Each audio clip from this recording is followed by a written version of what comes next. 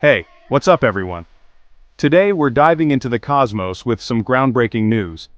The three 200-megapixel Legacy Survey of Space and Time camera, or LSST for short, has just been installed on the Simone Survey Telescope at the Vera C. Rubin Observatory in Chile.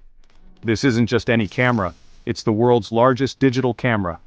Weighing in at a massive 6,600 pounds, this beast uses 189 CCD image sensors, arranged into 21 rafts, and works with two huge mirrors, an 8.4-meter primary tertiary and a 3.5-meter secondary. Think about it. Each image this camera captures will be large enough to cover 404K UHD TVs. The LSST project has been 2 decades in the making, starting back in 2003 with critical funding secured in 2007 and federal support in 2010.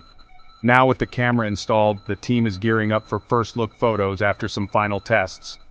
This project is a massive collaboration involving the National Science Foundation, the Department of Energy, the SLAC National Accelerator Laboratory, and the dedicated team at the Vera C. Rubin Observatory. But what makes this camera so special?